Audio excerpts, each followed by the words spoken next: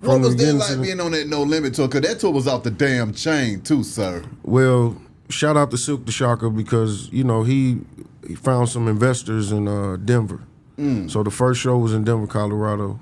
And it wasn't even a tour. It was just like a No Limit concert. Yeah.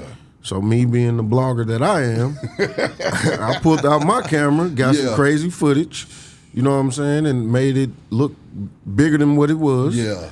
And I posted the swipe left. Yeah. And then VA Booking saw it.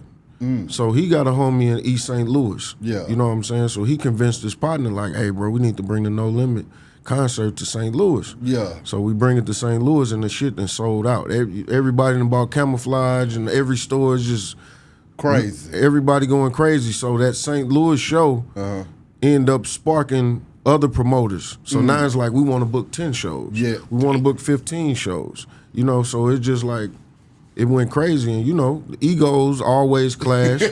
So I just, you know, Fiend, he'll be like, man, I don't know, man, the business, this and I'm like, look, man, you got fans, bro. Wherever the money ain't coming in at, we're gonna make it up. We're gonna do a pop-up. We're gonna do interviews in different markets. So we're gonna really touch these cities. And it was a great learning experience because I was able to meet the people that run the LED screens. You know, I was able to meet the people that control the sound. Yeah. And majority of these major tours, they using these same people. You know, so now I can get in through the back door if I want to go to somebody's show. Come on. And, you know, and it's just traveling and being able to, you know, expose my brand. Exactly. But at the same time, be a shadow to Fiend. Come on. Mia X, you know, Mac, when he, you know. I mean, what kind of game and information were you getting from them being on the road, man? Man, it's like, I tell them I'm a No Limit baby. Yeah. You know, so they raised me. You know what I'm saying? So it's just to see Mac come out of prison after 21 years and just reach in my pocket and gave him all whatever I had. Like, come on. Man, you just don't know that them albums, you know, Mia X telling me like, Bishop, they probably have stopped deleting your page if you just start buying ads.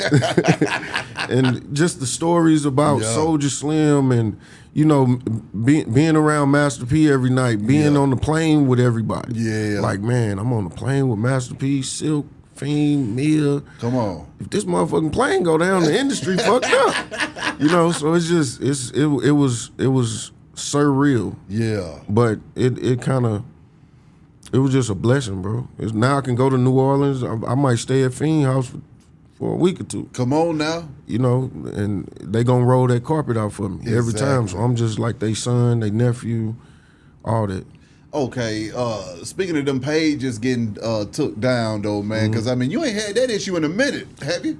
Yeah, because I kind of know, like, this is the ceiling. Okay. So I'm just like, right here. What is it that causes folks' pages to get taken down though? Sometimes, like I was telling Boosie, I was like, because he be thinking like a lot of people against him and stuff like that. And I used to be like, yeah, you might be right, but at the same time, you got to be accountable. Yeah. So with me, it's like I used to think the same thing. Like, man, somebody hating on me. Yeah. But it was just my dumb ass. So the last time my page got deleted, I thought it was, I had posted this girl with some big titties. And it was just like, on today's episode of Empty Nuts. If you walk in the leasing office and see her, what you doing? Exactly. You know what I'm saying? And she just had the cleavage, but it wasn't even that. So once I got the page back, I had posted an article about the gun laws in Georgia. And it was like a picture of a gun with a gavel next to it. And it, you know, it was something from the news, from you know, a news article. Man, they said I was trying to sell guns and oh hell all this no violation, and you know you're promoting guns, and so now when certain things happen in the news with these politics and all the wars and you know the police, the brutality, I gotta stay away from that because fast as I post something, I'm getting flagged. Exactly. You know, and then it's like the curse words. You know, you got to kind of spell these words different. Yeah, that's true. And even with the tweets, like if I take something from Twitter and post it, I got to make sure it ain't no curse words. Yeah. You know, and when it comes to certain music, it's like if most of the artists that signed, they flag, like if you post a video, they flag it. So it's like you got to chop the video to like 25 seconds. So it's certain things, little tricks that you got to do to stay under the radar. So is it a case of once you get past a certain number of followers, you find yourself on the radar too? Because were you having these same situations with smaller pages, or is it just once you get to hundreds of thousands of followers? I mean, by being a business page, Yeah. a 5-year-old can see it. My page not private. So it's certain things like, you know, the girls twerking, and you got to be mindful of what you posting because a kid could see it. Exactly. You know, so I try to, sometimes I use broken English. Yeah.